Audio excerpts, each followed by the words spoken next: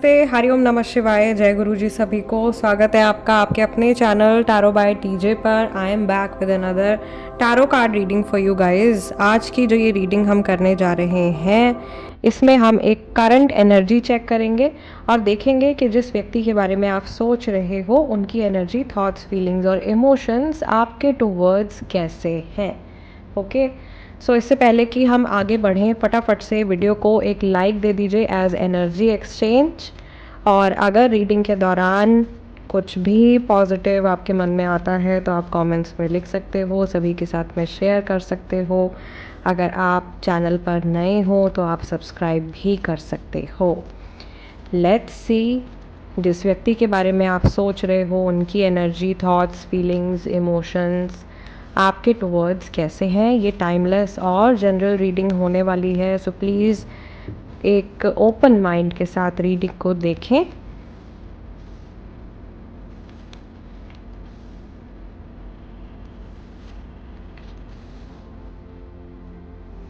Five cards मैं आप लोगों के लिए पिक करूँगी फर्स्ट स्प्रेड में, और अगर मुझे फील हुआ तो मैं और भी कार्ड्स आप लोगों के लिए पिक करूँगी। बॉटम ऑफ द डेक हमारे पास में कार्ड निकल के आया है फाइव ऑफ स्वॉर्ड्स का। स्टार्टिंग हो रही है आपकी फाइव ऑफ पेंटिकल्स के साथ में, queen of swords, eight of wands, six of wands, knight of wands. तो यहाँ पे वॉन्ड्स की एनर्जी जो है वो बहुत ज़्यादा दिखाई दे रही है, यानी कि जिस व्यक्ति के बारे में आप सोच रहे हो इस इंसान के मन में पैशन जो है वो बहुत ज़्यादा है। राशियाँ अगर आप जानना चाहते हो तो यहाँ पर सबसे ज़्यादा मुझे फायर साइन वाले, वॉन्ड साइन वाले दिखाई दे रहे हैं, यानी कि एरीज, लियो, सेजिटेरियस राशि वाले बहुत सारे लोग दिखाई दे रहे हैं। पेंटिकल्स भी हमारे पास हैं तो टॉरस, वर्गो, कैप्रिकॉर्न राशि वाले भी कुछ लोग हैं। क्वीन ऑफ सॉर्ड और हमारे पास में फाइव ऑफ सॉर्ड का कार्ड भी है, तो एयर साइन भी यहाँ पे प्रेजेंट है, यानी कि जेमिनाई, लिब्रा और एक्वेरियस राशि वाले भी काफ़ी सारे लोग जो है वो हो सकते हैं। जिस व्यक्ति के बारे में आप सोच रहे हो गाइस, ऐसा लग रहा है कि इस सिचुएशन में कोई किसी को छोड़ करके गया है।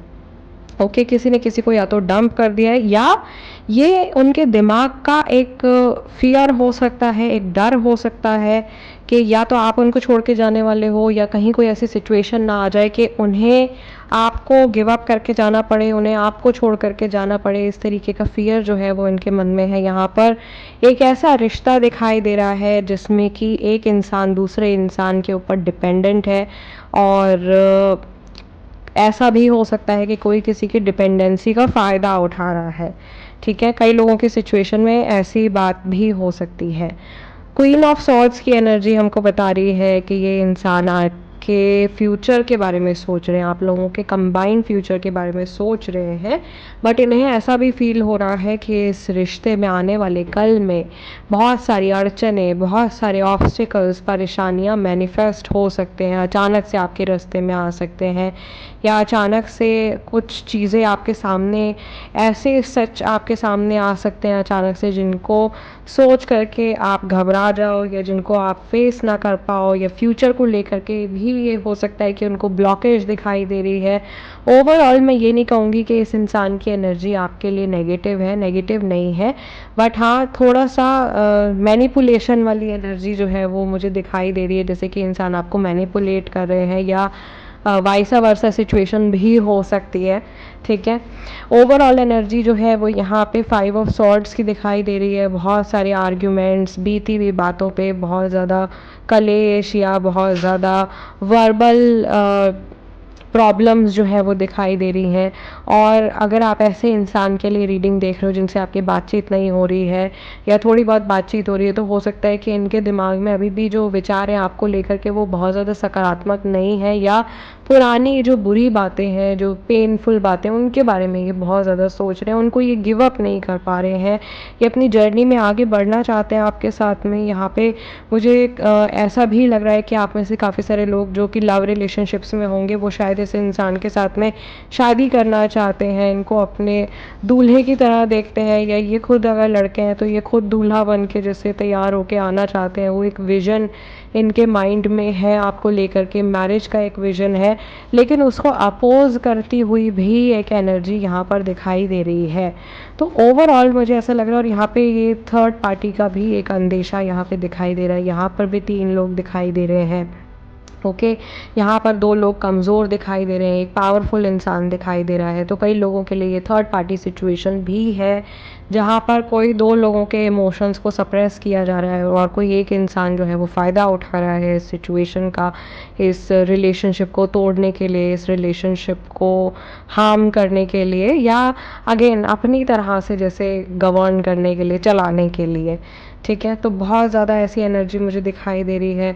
इनके अंदर जो है वो बहुत सारे फ़ियर्स जो हैं वो दबे हुए बैठे हैं, उन फ़ियर्स को ये लेट गो नहीं कर पा रहे हैं, उन फ़ियर्स को ये रिलीज़ नहीं कर पा रहे हैं।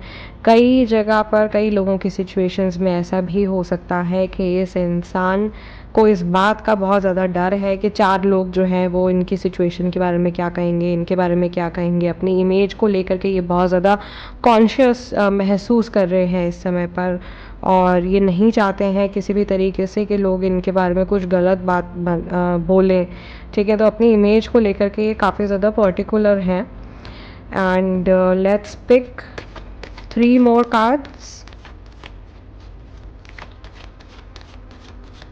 सो थोड़ा सा और हम डेप्थ में देखते हैं, और पीछे से आप लोगों को लूना की आवाज़ आ रही होगी, she is my cat doesn't leave me alone, उसको भी रीडिंग करनी है।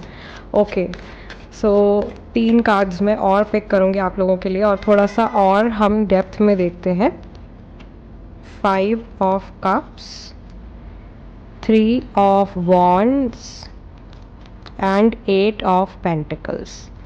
सो यहाँ पर ये एनर्जी वाइंड अप हो रही है। लव इनका आपके लिए काफ़ी ज़्यादा अनकंडीशनल है। इमोशंस जो भी हैं वो बहुत अनकंडीशनल हैं। ये इंसान आपका ध्यान रखना चाहते हैं, आपसे प्यार करना चाहते हैं, आपको बहुत ज़्यादा आपकी केयर करना चाहते हैं, बट नेगेटिव चीज़ों की तरफ हो सकता है कि इस समय पर इनका ध्यान जो है वो बहुत ज़्यादा जा रहा है, और नेगेटिविटी को ये गिव अप नहीं कर पा रहे हैं। इन्हें ऐसा भी महसूस हो रहा है कि इस रिलेशनशिप में बहुत ज़्यादा स्टेबिलिटी आ गई है, लेकिन फिर भी कुछ परसेंटेज बाकी है, फिर भी कुछ पार्ट जो है वो बाकी है, या कुछ ना कुछ जो है वो इनकी लाइफ में अधूरा है।